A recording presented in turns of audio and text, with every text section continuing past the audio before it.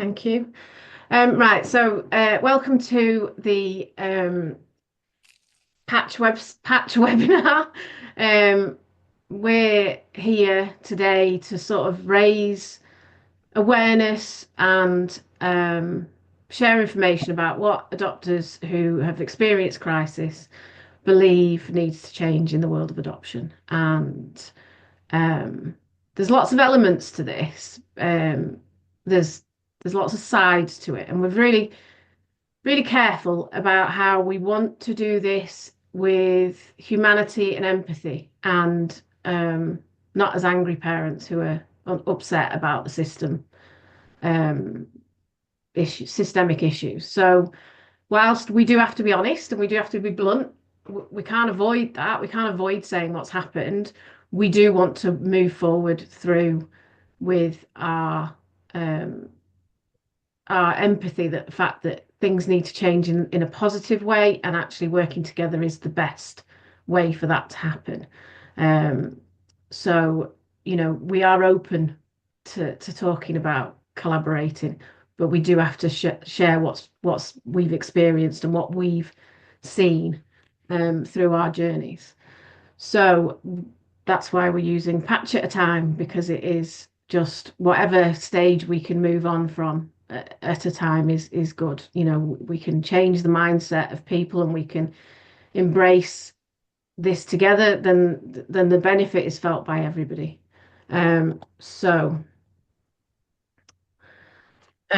That's what we're going to be doing today. We're going to talk about where Patch came from, our lived experiences as adopters in crisis, and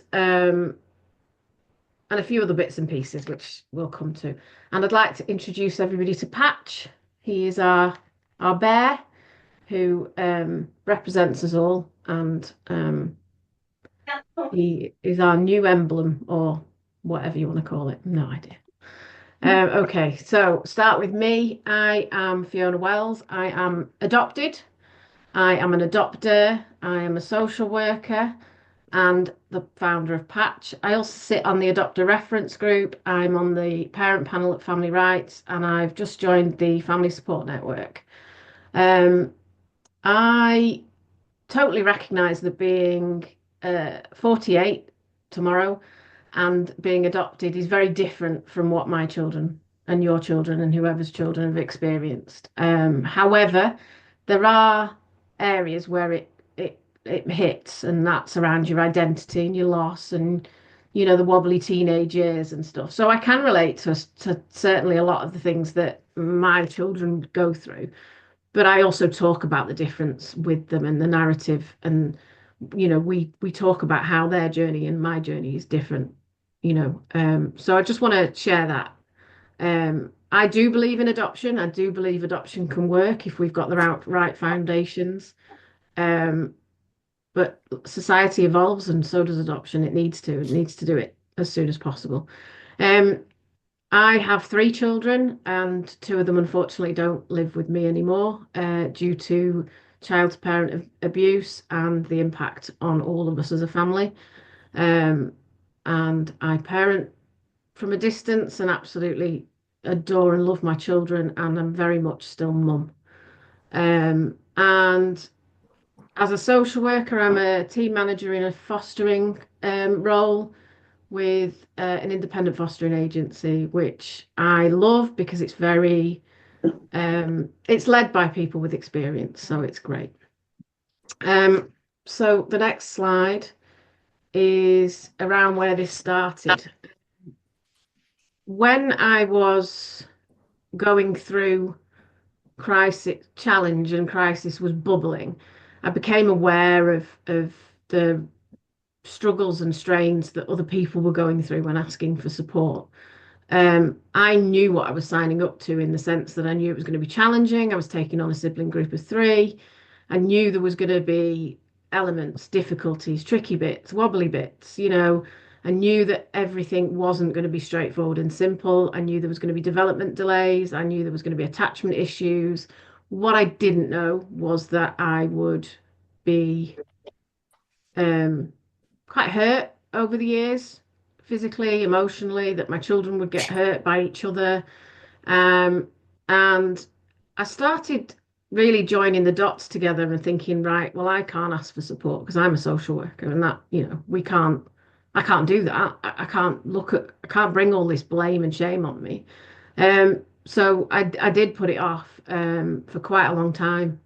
And whilst I was putting it off, I was listening to colleagues and um, people in the social work industry making comments about adopters. Well, why did they adopt if they couldn't manage, and why did they adopt if they didn't know what it was going to be? Um, like lots and lots of comments about, well, what did they expect? Surely it's not as bad as that. Anyway, so that led to the jarring reality of Adoption Crisis, which was released 2 years ago, in which people shared very kindly their stories with me that we put into a anonymous document and sent out through email far and wide, which made a few waves and got a bit of notice.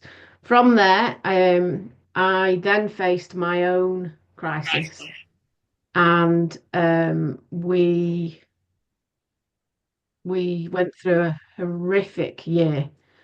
Um, can I just ask one of the admins? There's people on Facebook saying they can't get in. Can somebody put the link onto the Facebook page, please? Thank you. Um, yeah, so I ended up as sadly as a single parent to three children who couldn't manage their behaviors and emotions, and their trauma symptoms were bubbling and bubbling, and their relation trauma bond with each other was bubbling, and it became unmanageable. And when I asked for help, I got the usual, well, it's your parenting.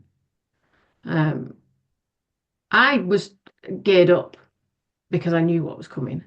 I also had the language, I knew the processes. I'd been through many of them myself as a professional. So when my local authority tried to blame me and shame me, I was able to, for the most part, defend myself.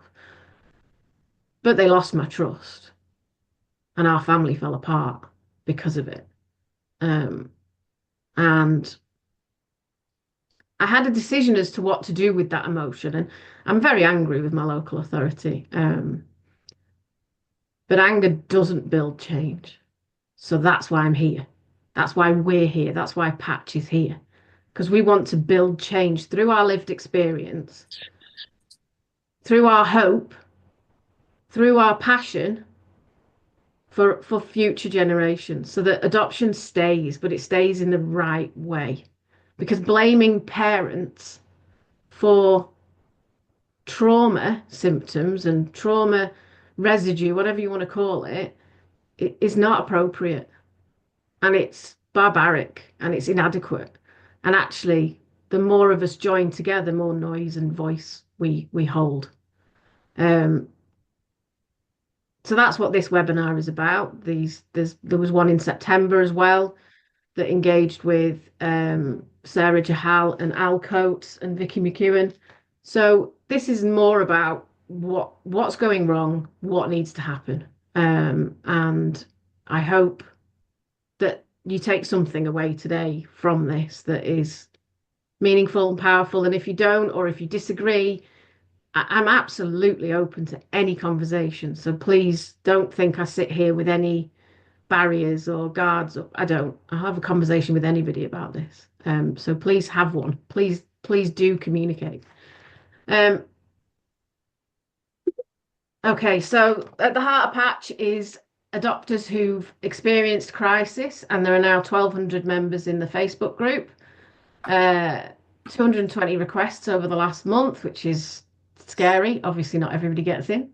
Um, the commonality with all of us is that we have experienced crisis or challenge, and we are not satisfied with the systems or the support or the issue, the the professional practice around us.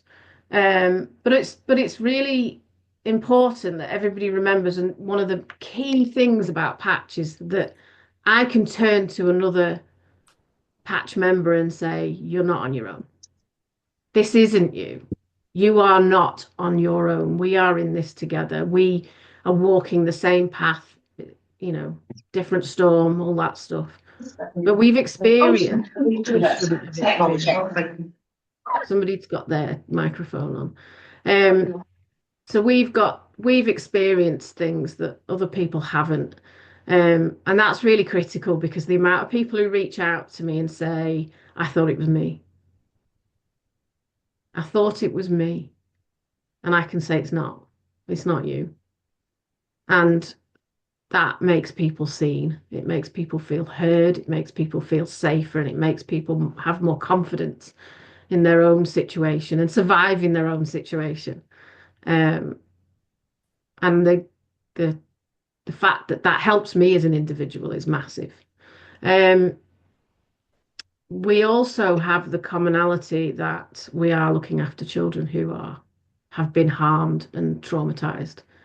And harm, the damage left behind doesn't go away through love, through a clean pillowcase. So we can also relate to a lot of foster carers, kinship carers, and other people who are looking after children who didn't come from them. But it's also parents who go through challenges and come out the other end, and there's still bubbles. So a lot of this can transfer across different sets of different levels of permanence and post care proceedings, etc. So just want to share that. So one second, I went too far. Don't know how to go back now.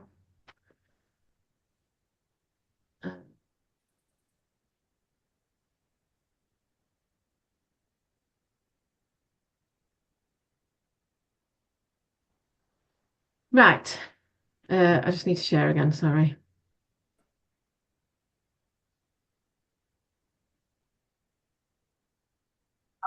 Everybody see that? Yep.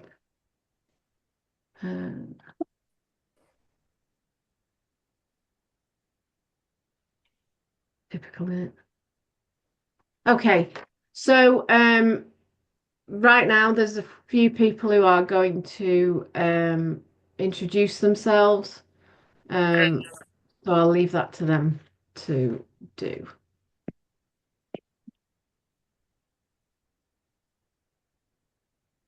Who was going first? Oh, is it? Oh, is it me? It's me. Hang on. Sorry, I've just been firing off links, yeah, to get people to join. So I'm Leanne. I've been with Fiona pretty much since the beginning of Patch. I'm really proud of how far she's driven us, and we've come. I've got a birth son and an adopted daughter. There's 10 years between them. And that's worked well. That's worked well, but it's been and is a constant roller coaster ride. Yeah. Yeah. Hello, everyone. I'm Jane. Yes, looks bad. I'm an adoptive mum, and I'm pleased and proud to be a member of Patch's. Hello. Shall I start again? I'm Jane. Yeah. I'm an adoptive mum, and I'm pleased and proud to be a member of Patch's steering group, which is working very positively to challenge outdated and failing practices.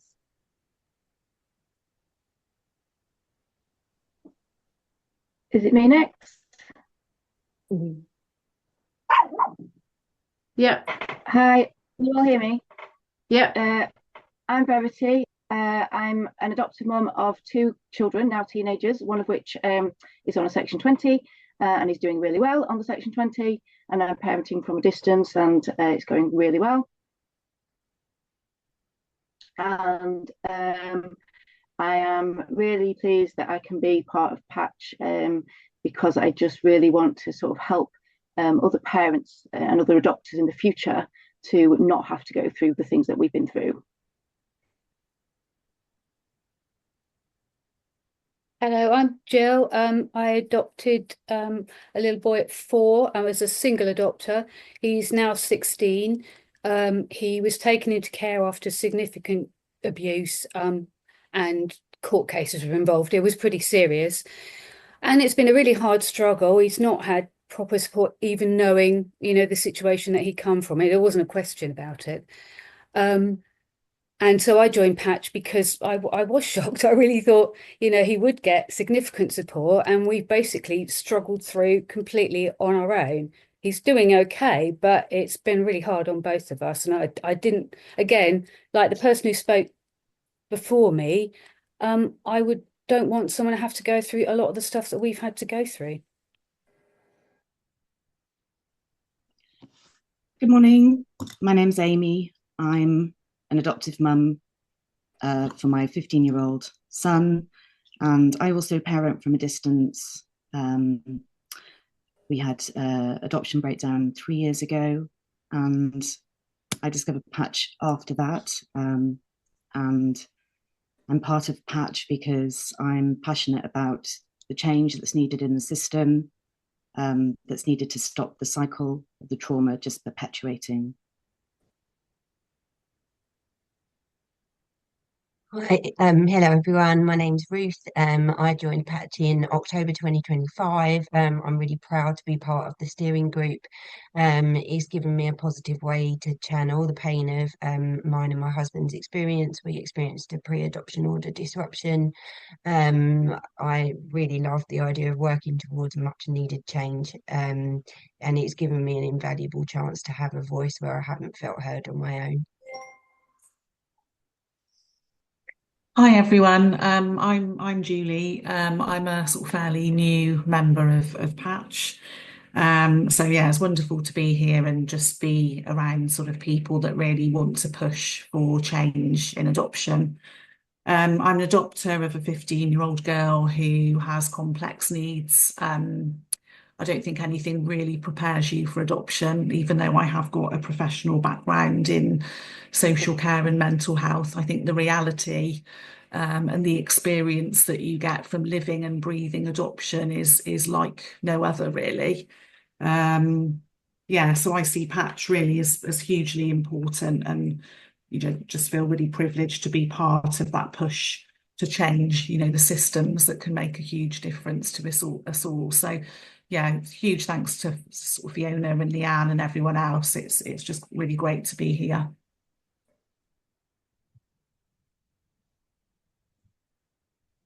Right, thank you. I think that's it for our introduction. So the next stage is we're just going to read out some little bits that people have written to express some of our hopes and what happened to those hopes.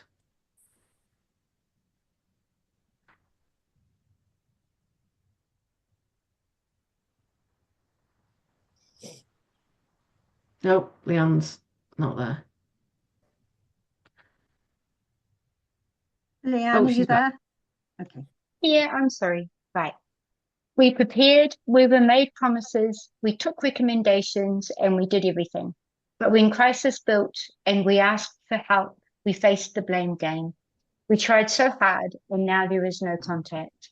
And we are a broken family, all hope and dreams gone. We wanted to provide our children with love, stability, and fun, everything they deserved, and a life that resembled any other family. We also wanted to help them process their early life trauma and thrive. The reality, however, was trauma far beyond what we had been informed of. Calling it a lack of transparency doesn't cover it. It was a scandalous deception. The result, 2 children back in care, facing yet more rejection and abandonment due to the failings of professionals, and our hearts broken.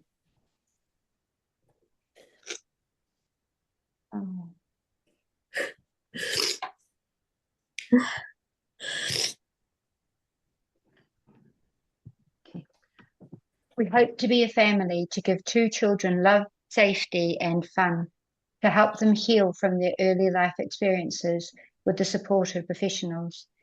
The reality left to deal with violence, aggression, exploitation alone, until our family was broken and 1 child had to leave the family home.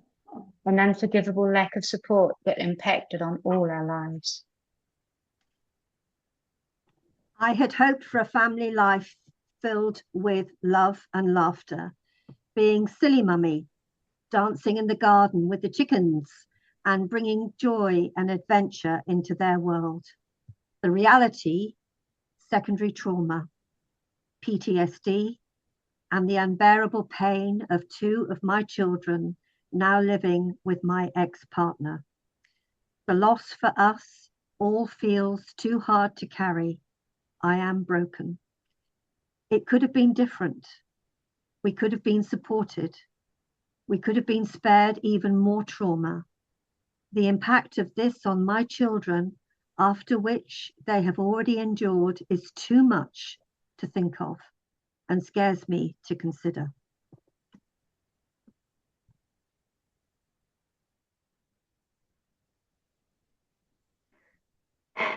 I hoped my children would remain until adulthood. One left aged 9 to live in a specialist residential. I hoped both would remain in school, both out of school for 5 years. I hoped to return to work part-time. I hoped to enjoy holidays. I hoped to give a loving home. The reality, violence was a day-to-day issue, resulting in police, A&E, and a trashed home and broken family. We hope to make a difference by providing a safe, loving family to 2 girls by being experienced and well-resourced parents. The reality, their trauma was hidden, as was their neurodiversity. We were lied to and blamed. We tooled up, but when we asked for help, there was none, and we went into further crisis, being blamed for not fixing the unfixable. The behaviours were trauma-related, but that wasn't seen.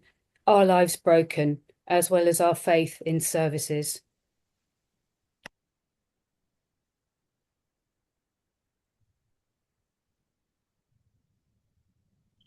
When adoption became our route to parenthood, we were excited, a little nervous, but felt we had a lot to give a child. We were persuaded to adopt a sibling group, so we borrowed money. We converted our house so we had 3 bedrooms and an office, so I could keep working, and hubby was going to take the adoption leave. The intros were wobbly. The older child, who we were told had no difficulties or needs, actually required a specialist school, had an autism diagnosis. We opened our hearts and our home, but ultimately had a child that needed to control everything and hurt us, but also a child that was silenced in their siblings' presence through fear. We ultimately had to disrupt pre-adoption order. We miss our daughter on a daily basis and talk about her regularly. The need to keep siblings together was seen as more important than being able to give both children the support and environment that they needed and deserved. And we will grow old without any of those dreams of being a family coming true.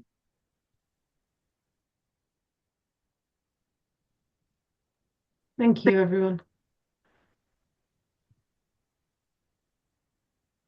So, as I said earlier, we have to talk about what we see as adopters as the issues, and whilst it's not to lay blame on anyone, we do have to be honest. We do have to say what's happened, and we do have to say why and how we're being failed. So, I've called it fundamental failings because it's what we see as what has gone wrong. We need our experiences to be validated, acknowledged, seen, and we need to bring to light the harmful practices. But we need to do this to get it right. We need to highlight what the failings are to make sure that the goal is refocused, to bring humanity back into focus rather than placing blame on parents, children, but also on professionals. And again, we need to put back into place the foundations of psychological thinking so we can prioritize trauma responsive and recovery focused interventions and support. So the first thing for me, and I am doing a course in trauma with Betsy Deterry, so I have got knowledge on this, and I haven't finished the course yet, but you know, it's going forward, and it's been amazing. But the first failing is that the harm that's done to children isn't always considered. So as social workers, we document what's happened. We document the risk, what the impact, what's happening, what needs to happen. But when the child is removed, we don't always consider what they need to recover and what they need to repair. We consider their educational needs, who's going to provide their care, what their outstanding health needs are, whether they need to see a dentist. What we're not seeing is a recovery pathway. Now, whether that's a child who's had trauma through and I'm not an expert in this bit, but genetically passed down from generation to generation, or whether it's within the womb, or whether it's when they're first born into the world, there needs to be a map of consideration as to what has happened to that child and what needs to help, what the child needs to help them repair and recover from what they've experienced and been through. And as you can see, I've put the first failing is lost and out of sight, and it is. I've spoken to so many adopters, so many local authorities, so many RAAs, and nobody's coming to me and saying, actually, there's a pathway here. There's something in place that looks at what does this child need to recover or repair from their trauma. And the fact that this isn't centre of any child in permanence is it's a flawed. It's not accepted. It's not seen. If we're not talking about it, we're not seeing it, we're not viewing it, we're not valuing it either, which means we're not doing due diligence to the children who've been through and experienced harm, because actually we're just missing the whole point. We're putting them somewhere safe with a clean pillowcase and adults around them to love and care for them, but we're ignoring what's happened. We're not seeing what's happened. We're not considering it. We're not thinking about the impact on their emotions, their social development. From a chemical point of view with fetal alcohol syndrome, we're not considering it. We're not considering the neurological damage, the psychological damage. So we need to, because if we don't, it's toxic and it creates a toxic system. And actually, the cost is met by everybody. The doctors that have to disrupt, the families that are broken, the carers and parents who can't manage, the child who can't thrive, the government who have to pay millions of pounds for children to return back into care for interventions that don't work. So if a baby suffers physical injuries from abuse, is it just their body that needs to heal? So I don't know how many of us have children who were physically harmed, but their injuries were healed, their physical injuries were healed. So where's their care? Where's their recovery for their psychological injuries? When we look at a carer parent's ability to be blamed on paper when the child is carrying the scars of a psychological and physical abuse, how is that okay? So if a child has lived in an unpredictable environment where their needs have been neglected, are they healed once they have 3 meals a day and a clean pillowcase? No. No, they're not. So why are we not considering this? Why are we not mapping it out? Why are we not writing it down and saying, what does this child need? Because it isn't just a clean pillowcase. It isn't just a hug. It isn't just love. It isn't a good education. It's deeper than that, and we're ignoring it. We're ignoring the wounds of trauma. If no one responded when they cried, do they automatically feel loved, secure, and attached when they finally find safety with somebody who cares? No, they don't. Because that trauma, those symptoms of trauma bubble away. And they need to have a plan. If a child experiences regular terror from exposure from frightening and scary things over a period of time, do they simply get over it once the situation has ended? No, they don't. Establishing permanence for a child without addressing their trauma is like constructing a house without a foundation. It may stay for a while, but it won't hold up over time, and it won't endure or last through knocks. The risk and harm can be measured, it can be seen, it can be documented, it can be put in front of courts, it can be read by solicitors, it can be read by the children's guardian. We can evidence why a child needs to be removed. We can evidence why they need to be protected, why they need to be saved. I've done it myself as a social worker. I've been through care proceedings many, many times. I can document all of the reasons. I can document why there's what the impact is. I can document what's actually happening, what's going on, what the child needs. But again, we're overlooking that trauma's still there, that the removal is not enough in itself. A care plan that talks about education, a care plan that talks about going to the dentist and the opticians and making sure that they have their identity and their life story, it's all wonderful. But it's not looking at the core view. It's not looking at the core need. We need all of it, every single element of it, all of it together. But the trauma needs mapping. We need to know what that trauma means to that child. There's no magic wand. We're not going to get everything right, but at least we'd arm the parents and carers with the tools. We'd know that there's validation in the paperwork that writes down the map that says, here, this is what was said at the beginning. I can't tell you how many times I've had to repeat myself about what my children went through. Physical, psychological, emotional, neglect. Yeah, it's my parenting. Okay. The impact of trauma lasts a lifetime. It shapes identity, relationships, mental health, future stability, and ignoring it doesn't make it disappear. It deepens the wounds. Admittedly, it does cost to take knowledge of it, to take notice of it, to reason with it, to empathize with the trauma, the impact, to really consider what's going on. But it costs far more to put a child back into care because their adoption placement has broken down.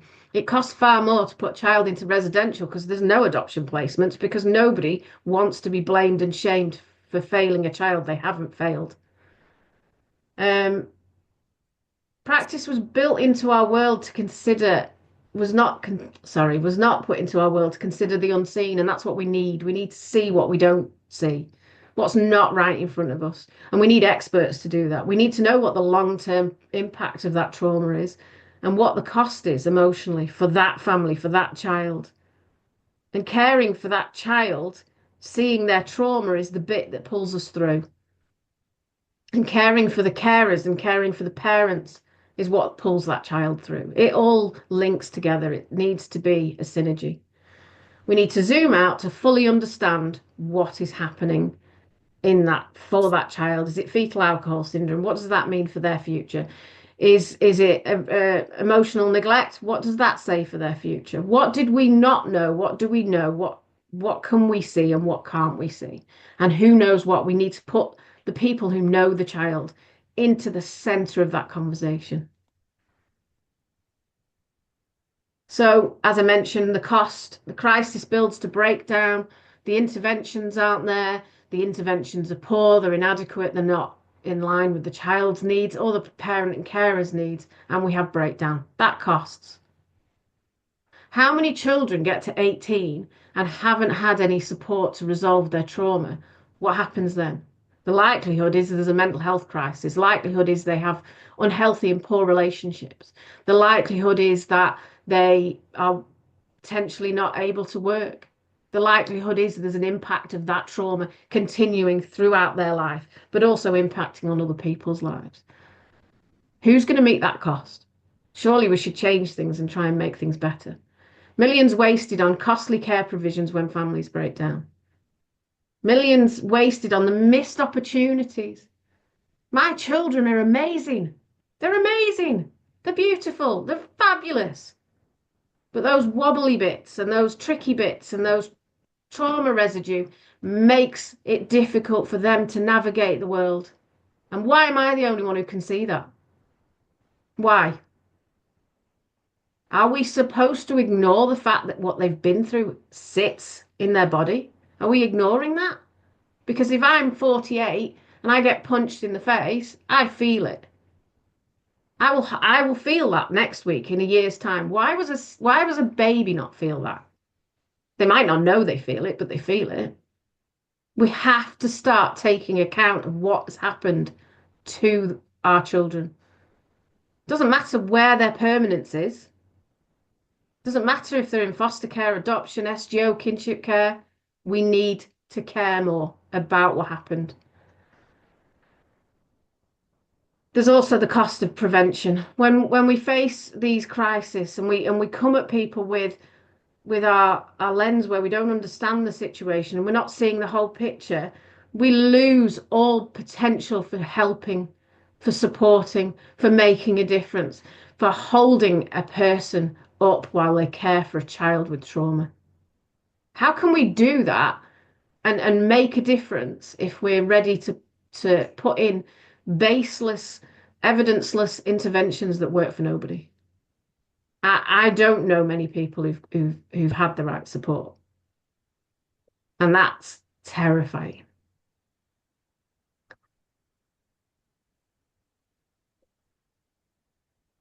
As we mentioned, the impact of failing adopted children. I didn't know how to put adopted children because actually what I mean is all children who've been through trauma, but I'm speaking as an adopter. So that's why I put that there. We've got the placement moves, adoption, the loss and grief of their birth family, then added to the fact their trauma needs aren't met, and then added to the fact that potential breakdown. Where does that child end? Where's their life? How many children in the 1200 patch community have tried to take their own life? Because I know quite a lot. How many have been in and out of mental health units in a hospital because they've tried to take their own life? How many have not understood why they've got these wobbles and these bubbly bits? Why? How many have felt like it's their fault, that they're to blame, that everything is due to them? We know then that if we're having wobbles and bubbles and tricky bits, they're not going to sit in class and be able to learn and listen and engage and enjoy the learning that they've got in front of them, the opportunities they've got in front of them. How many of the 1200 in the patch groups, children, have been excluded, have been suspended, have not managed to get through a whole day? My children don't manage, not all the time, although they mask really well. We know that teenage years, you're going to come across the bits and pieces we really don't like, the exploitation, the vulnerability, the drive to find self-esteem in the wrong place. Right, horrifying. It's horrifying to think of your child going to find support or attachment or something somewhere else. How many of us have sat there at night thinking, where is my child? Because I did when my child ran away many, many times. Driving around, looking for them, not able to find them. The social and relationship breakdown. How many adopters have lost the relationship with their children when they expected to have them for life, but they also expected their children to have them for life? It works both ways. It doesn't stop when they're 18. I want to stay in my children's life till the day I die, not till the day that support has failed and broken us. I didn't sign up to this to do it for 18 years. I signed up to do this forever, to be there forever. And we should be supporting children and families to have that forever, like I have with my parents. No, they're not perfect, but they're mine. They are my parents, and they are still here at age 82 and 84. And they still put up with me. And that's what matters, because we can get through wobbly times and tricky times if we're scaffolded, if we're supported, and we have the right intervention and the right core elements are seen, heard, and planned for. The impact on societal costs I've already talked about. We know mental health, physical health, services are stretched as they are. We're doing a disservice by not acknowledging why we need to plan for recovery and repair, because that's where the costs end up, among all the others that we've already talked about. How many millions are spent on children that didn't get support because those children become adults? And my children will probably go into unhealthy relationships because they don't know how to be safe and well in themselves. Is that their fault? Or is it us for failing them? The impact on parents and carers. How many of the 1200 in patch have to have antidepressants, have PTSD, have to have therapy and counselling, have to take time out of work, had to give up work. How many of us had our faces smashed in from our wobbly children who don't know there's anything wrong with them, who don't need to have everything wrong with them for the rest of their lives either? We need to repair, we need to recover, but we also need to prop parents up to be able to manage all that's thrown at them. And if you haven't lived with all that's thrown at you, don't underestimate it, because it's awful. Loving a child who has wobbly, tricky, overwhelming feelings and they take it out on you. I have no word. I can't describe what that feels like.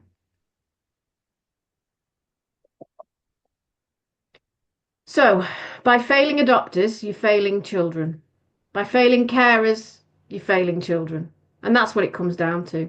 We need better support to be able to manage whatever our child is navigating, whatever they are doing. It doesn't mean that therapy is a fix. It's not a quick fix. It's not gonna, it's not gonna happen overnight. 6 sessions of art therapy is not it.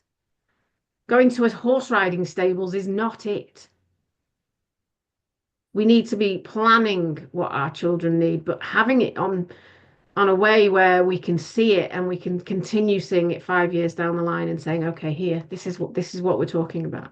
Because so many experts come and go. So many professionals come and go. We need to be able to measure and say to people, this is what happened and this is where we're at and this is why my child has wobbly feelings.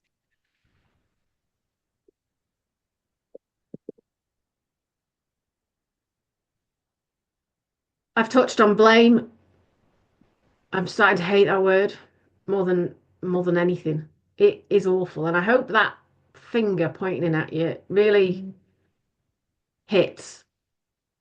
Because when my children who have substantial trauma histories bubbled and toiled and wobbled, and my parenting was to blame by 2 of the professionals in the room at the child protection conference and not the other 5+ professionals, I was able to validate and say I am not to blame.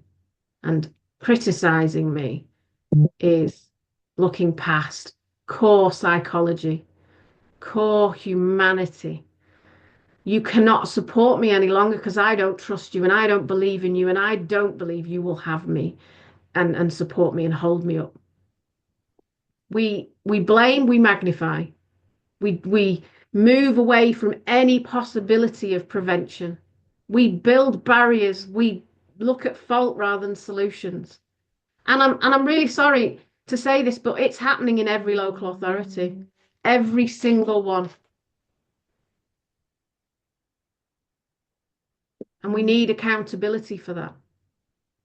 We need to zoom the lens out. We need to see what we can't see. We need to make sure we're having reflective discussions with experts whose expertise is built in psychology, or neuroscience, and all the other bits and pieces. My children will sit and tell you very frankly and very honestly what they did to mummy. But they'll also tell you how much they love me. And they'll tell you that mummy doesn't want them to feel sorry because mummy gets it. So if my children will happily tell the head teacher why they pushed mummy or smacked her or cracked her cheek, but they wouldn't tell the social worker, does that mean I should be blamed? It's punitive. It's inappropriate. It's inadequate. And it isn't helping anybody. Well, it costs the government. It costs families, costs children. Instead of child protection, instead of punitive, instead of parenting courses, we could be doing so many things differently. We could be taking notice. We could be listening. We could be seeing. We could be zooming out. We could be fact checking. We could be making sure that what we're doing is human. And we could be empathizing.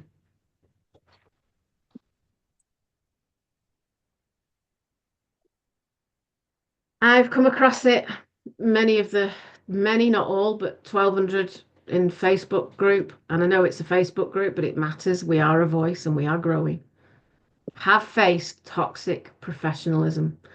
And unfortunately, it's rife within local authorities and other agencies and other bodies. And I'm going to put the humanity back in. I've said all this on the PowerPoint. It's control, it's power, it's gaslighting, it's blame. It's an emotionally abusive relationship.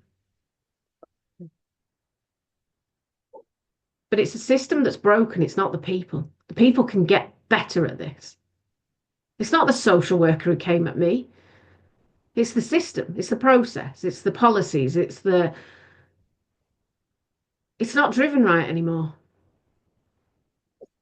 So we need to take that back. We need to take it back, and we need lived experiences to drive processes and learning. Because unless you've walked in our shoes, you've no idea what it feels like. We can't be silenced because you're going to blame us one at a time. So we are coming and we are standing up and we are saying, do not blame us. We also don't want to turn around and say, actually, it's your fault. What we want to say is, let's do better. Let's get our microscopes out and look at what happened to that child and really see what they need and when they need it and how they need it. And let's make sure that the interventions are actually based on what evidence tells us, what will help, not sticking plaster on a bullet wound.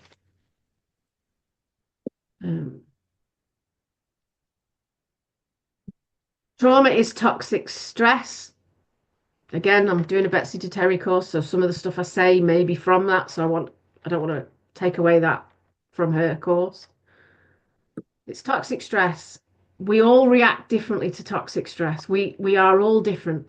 So we cannot just decide that one child's going to do this and another child's going to do that. Because my children are absolutely bloody gorgeous, and they are, that means they didn't try and push mum down the stairs. Really? Oh, okay. So they went out for a day and they were perfect angels. Oh, so because they don't show it to other people, that means it doesn't happen. Right, okay. We need to look, we need to listen, we need to think, we need to consider, we need to put the right expert at the front of the train driving and making a new path. Oh, yeah. And that is not me, obviously. But it is in a way, because it's the adopter, the carer, the foster carer, the kinship carer. But the professional that needs to be at the start of this is the person who's a trauma expert. And I do not mean trauma informed, because I hate that phrase, because trauma informed could be a 30-minute webinar. We need an expert looking at what happened. Why was this child? What did they experience? What did they go through? What is the impact probably going to be? What could it be? They need to have an understanding. We need to embed the understanding of trauma into our workforce, into our front line, into the back door, whichever. We need it to be there, but it needs to be more credible and more, quality. The systems around the child need to be more proactive, honest, and accurate.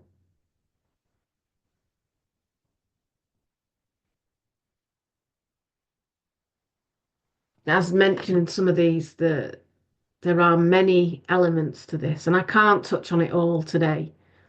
We just can't. So that is why there's the patch pathway, which is really long, by the way. However, there is a takeaway version for those who want to have the snapshot. But it is something you can dip in and out. The barriers in our safeguarding systems have become so unhuman. It's so detached from the realities of families and children. And doesn't mean to say every practitioner. I've met some amazing practitioners who really try and get the core values back in practice and keep them center and focused. But it's the system. The system is the bit. And actually changing the system, it's not about changing the system, it's about putting back humanity in and the core values of what's gone on for a child. Where's the trauma? I and many others feel that when we've asked for help, we have been treated so poorly that ethics have not been present. Values have gone. When we ask for help because we have a child who's living through trauma, through their behavior, and we feel that we have to defend ourselves because it's misinterpreted. The information we're providing has to be repeated and it's misinterpreted and it's not heard. It's just all of our narratives are dismissed. Nine assessments my family went through. And the last social worker ignored them all. Hadn't even read them.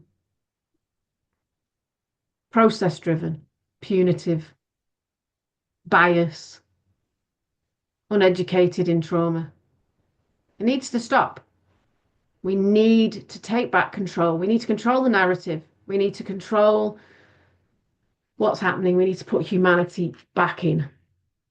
And we need to make sure that that lens is zoomed out so we can see the reality and we can put back empathy into the situation so people feel that they can ask for support, that they can be propped up, that they can make it through.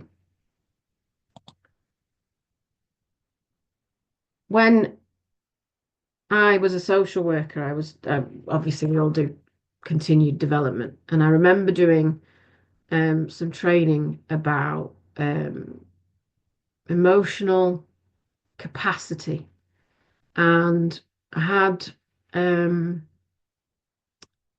urgent case, and I went out on the urgent case, and I'm obviously not going to share any details.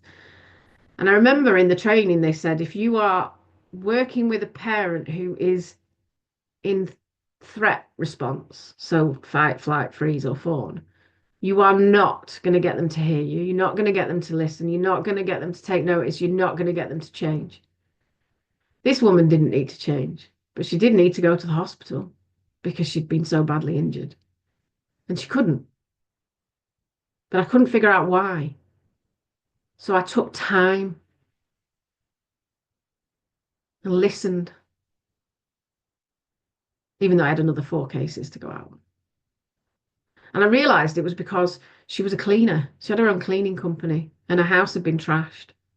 And she didn't want to go and get first aid because she didn't want people seeing that she's a cleaner with a messy house. So I cleaned the house with her and then she went to the hospital. And that's it. It's as simple as that. Take a step back. But you can't do that if nobody tells you that. If nobody puts you on that training that puts empathy back in the room, because you're running so fast on the social work treadmill, you have to be reminded to put the empathy back in, the humanity, the ethics, the values back in. You have to be reminded to take a second to see what you can't automatically see, to take note of where that parent is. The other side of it is there's a threat response from professionals. And there's no process for adoption crisis, fostering crisis, SGO crisis, etc. So there is a defense mechanism. I'm going to have to blame you because I don't know what else to do. There's no process here to tell me or guide me. So we're gonna pick holes in everything that you're doing. We're gonna set you up to fail. We're gonna give you things that you can't do, like a family group conference when your family's buggered off because they don't understand adoption crisis. We're going to send you on a parenting course because obviously you haven't done any. And actually, a parenting course in crisis, well, that's a really good plaster, isn't it, on a bullet wound? So let's do it. It doesn't do anything. We've got to take note of where everybody is when we're doing all of this. With empathy. We have to. Because it's not about sides, it's not about fault or blame, it's about doing better.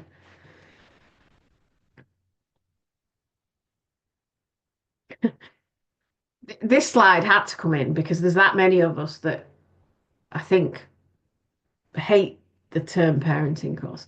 And don't get me wrong, there's loads of us that have been on some really good parenting courses. Really good. I've done some really good ones. I think I'm on to 10 now, and I've got loads of books as well. I've read them all. doesn't change my child's trauma. Might help me in little bits, but not much. You know, their bucket's too full. Yeah, okay, get that. Got to fill their bucket up. Okay, let's fill the bucket up. Does that heal the trauma? No, it doesn't. It helps me to understand it. That's great. But if you're in crisis, you ain't going to learn anything on a parenting course because you're in crisis. You don't have thinking space. You don't have time to breathe. Some of us didn't have time for a shower. Never mind having a poo on your own. It doesn't happen. You can't give us parenting courses when we're in crisis. It's not going to help anybody. Sit with us, have a cup of tea, give us some tidbits of advice that could come from a parenting course. Fine, that's great. But it's more important that you empathise during that cup of tea. It's more important that we connect. It's more important that we're heard and validated and not blamed. It's really patronising. I think that says it all, really. And it's baseless. There's no evidence to say going on a parenting course is going to recover and repair your child's trauma. In fact, there's no evidence to say it's my parenting to blame other than a social worker who's decided that. So where's the evidence? There isn't any. So what we need is that expert back at that front of that train saying, this is what will help. This is what that child needs. This is what that parent needs. And actually, yes, sometimes we have to go back to our own childhood to address some areas that we do need support on, that we haven't met, that we haven't considered until we were in crisis. So we do need to make changes. I'm not saying that for a second. We do need to take stock of ourselves. We need to consider our reactivity, our threat responses. But the core element is the child's trauma and everything else. We need to remember that and we need to be mindful of it. So I came up with this yesterday, and it makes me cringe a little bit because it's like, oh yes, look, I've got one of those things, you know, one of those things. So recognize it. We are not recognizing trauma in our children. We are care planning. We are putting processes in place to make sure their education tick. We're making sure they go to the opticians, tick. We're making sure that somebody's going to do life story work and they've got a later life letter and that there's been a meeting all about them. We're not looking at their trauma. We're not looking at what happened to them. We're not looking at what they need. Doesn't mean to say that all those answers are going to be able to be written down if they're 6 months old or a year old or 2 years old, obviously, but we can make enough of an effort to guide people. We need to plan it. We need to prepare for it. We need to evaluate it. We need to map it. The impact map is something I came up with last year, and I'm sure there's different varieties of these. It's taking stock at proceedings or prior to proceedings of what's happened to this child and what is going to happen later on. What do their need? What are their needs going to be? What does that trauma look like as a trauma symptom? If you went to the hospital because you'd broken your leg, they would plan your physiotherapy. It's similar. It's a similar concept. If a child has been found with injuries at 6 months old and their physical healing is done, their psychological healing hasn't. So we need a map that maps out how that's going to happen. Not a scientific, like, absolutely, this is going to work map, because it's not, but it's a guide. It's a promise that it's going to be taken seriously. It's going to be seen. The support that we get as adopters and the support that the child gets needs to be real. Not just nods. Yeah, we get it. Yeah, of course. Needs to be there. Needs to be human. That's why we need more people with lived experience guiding practitioners.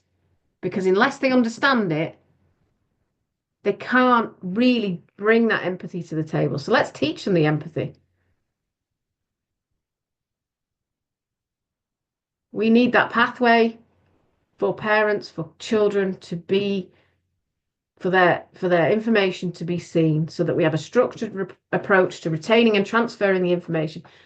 How many of us have had to repeat ourselves hundreds and hundreds of times? I've been a mum for 12 years and I've had to repeat myself again this week. It kills me. It's horrific. Why can't we just have a document that says this happened, this child needs help with this? And I know that sounds like we're blaming them, but we're not. We're actually trying to support them and scaffold them in life to make sure their needs are met. And their needs are not just a clean pillowcase and a decent education. Opportunity, we need to continue with creating change, opening doors, communicating, listening, building partnership through services. This isn't just a social care issue. This is through CAMHS. This is through mental health services with adults. N is probably my favourite one because whilst a lot of this webinar is focused on the parent, on the child, on the adopter, on the carer, this is all about the child. This is about helping the child navigate, helping them understand that actually they're okay to have wobbles, that they're forgiven for hitting mum when they're in a temper because they have a reaction inside them that they don't understand. It doesn't mean to say that, it's all right. You can do whatever you want. You can hit whoever you want. But it's about teaching. It's about helping. It's about supporting them to navigate, to understand themselves, to understand that they're going to have wobbles, that they're going to have tricky feelings, and for that expert to be put in to help them, because adopters, carers, and parents are not therapists. And services have got to stop seeing us as that. We do not heal trauma. We care and love for children. We need to separate that. And I tell you how I learned that is because I tried to social work my own kids too many goddamn times. And it don't work. Just exhausts you. Naive or what. But then developing, we need to continue. It needs to be a continuous development going from day one to day whatever. We need to continue looking and seeing, and it needs to be a fluid narrative of what needs to be done and what needs to be changed. And then we won't come along and there'll be an evolution needed because we've stuck in the mud. We need to continue refining our approach and our practice.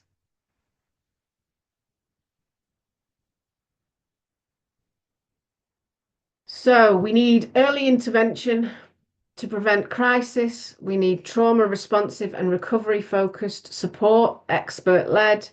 We need professionals who are curious, who zoom out, who listen, learn, and act with empathy. We need policies that are written not only with experts in trauma, but with those with lived experience. That is critical. And I know that there's a lot going on about that, Family Rights Group and other agencies and forums are all about this. Let's get it in. Let's get people's views and experiences in to make sure things are better, that things are more aligned. And unfortunately, I am of the view that local authorities are not that.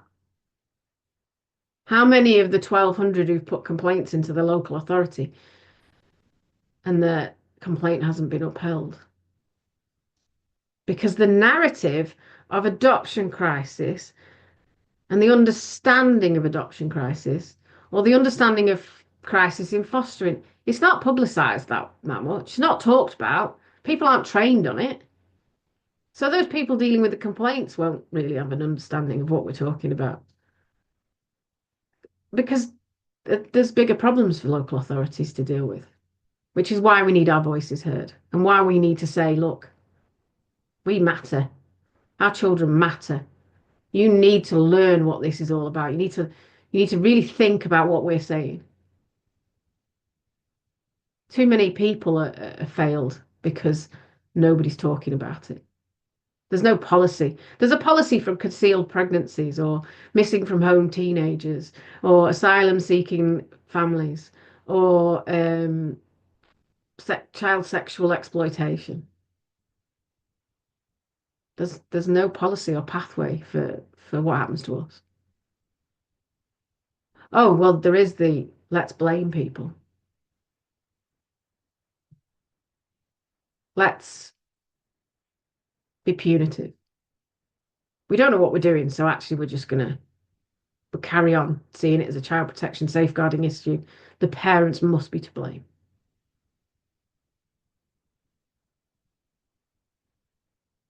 That doesn't work for me, and I don't think it works for the 1,200 Facebook members, all the professionals that I've spoken to, and I've spoken to a lot, foster carers that I work with. They're in the same boat. They face allegations and are blamed. They have stability meetings because they can't manage and face criticism. Why is that okay? We need to take a deeper look. That microscope needs to come out. And it needs to zoom out as well.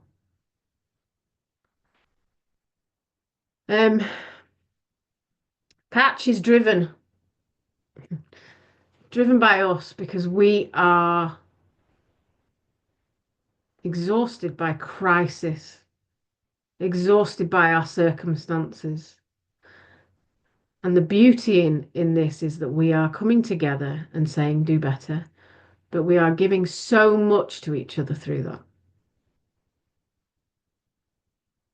It's like virtual hands reaching across and saying, you're not on your own.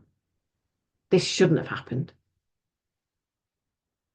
And we need professionals to understand that. We need professionals to see it, to hear it, to feel it. We're not tick box exercises.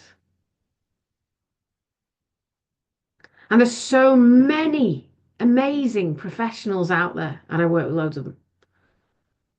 Amazing. So this isn't about, you know, a huge toxic bunch of people. This is just about putting the scope for humanity, for the understanding of trauma back into the conversation and saying, right, okay.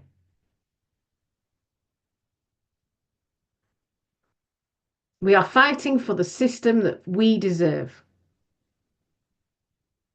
Who's we? Is it me and Ruth and Jane and Verity and Jill and all the others here, Leanne? Yeah, but most importantly, it's my kids. It's our children. They've been through enough already. They didn't need to go through failure from systemic practice. They've been let down. My daughter will tell you. She doesn't understand why we haven't been supported to stay together. She also doesn't want to live with her brothers because they smash her face in.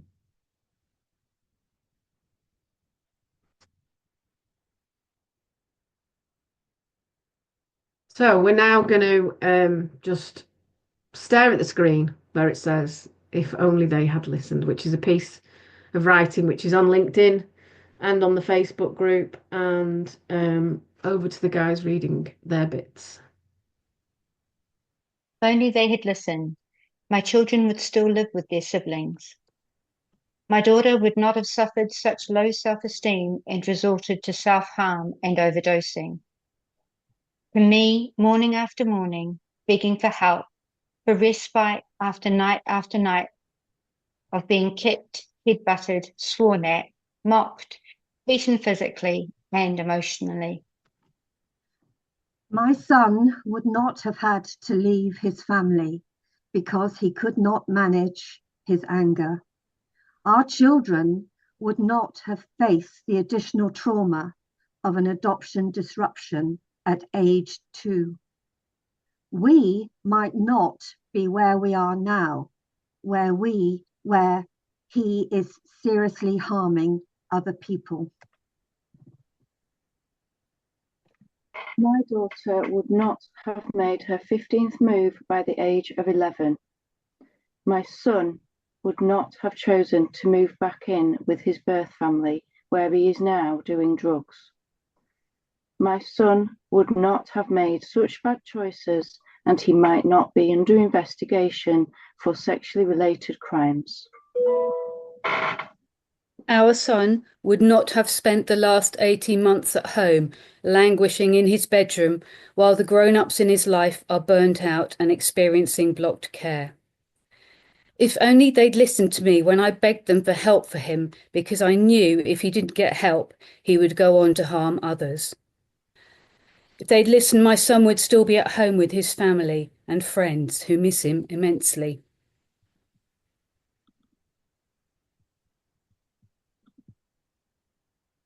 Apologies, I've lost the prompts. Can somebody else read out my section? I can do it, Amy, that's fine. My daughter might not be neat since 16 and would not have a long criminal record and a suspended sentence. My child would not be estranged from us and a young single mum. My son would not have attempted to take his own life at just 11 years old. My daughter would not have ended up in a residential unit on 2-to-1 care for the last 5 years. Life would not have become so unmanageable and unsafe, which led to the heartbreaking decision to end. My child would not have had to deal with another rejection.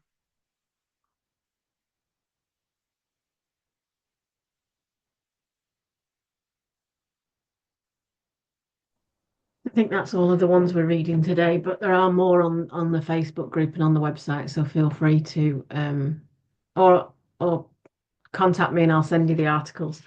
Lived experience, as I've said, is a powerful tool, but I also recognise it's really hard to hear.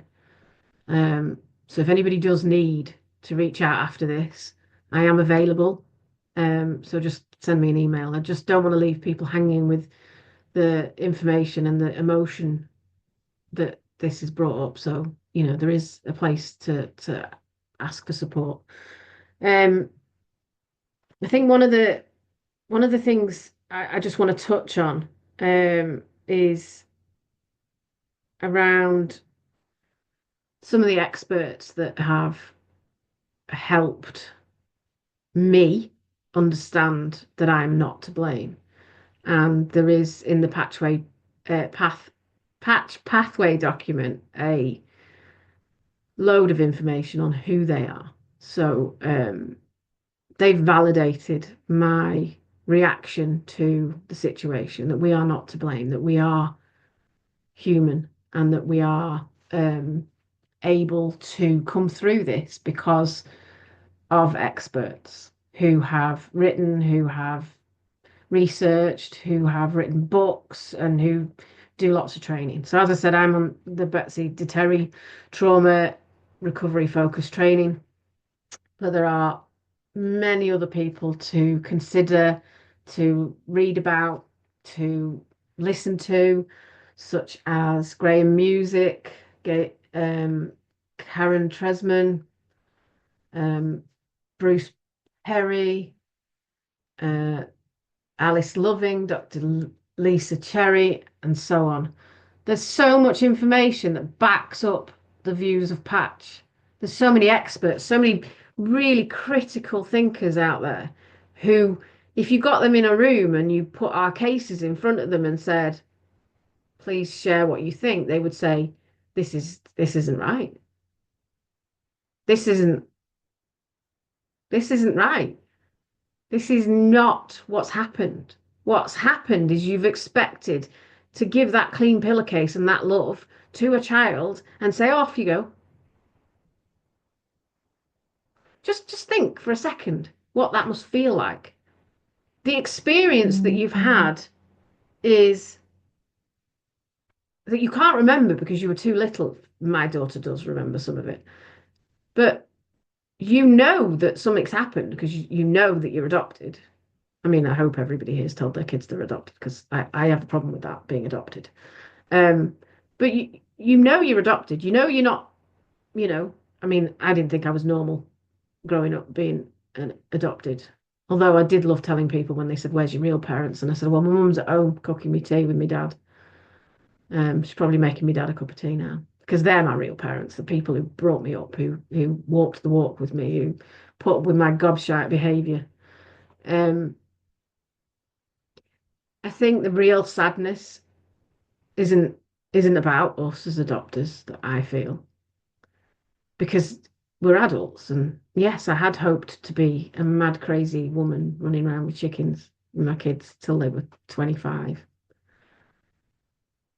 But their journey isn't seen.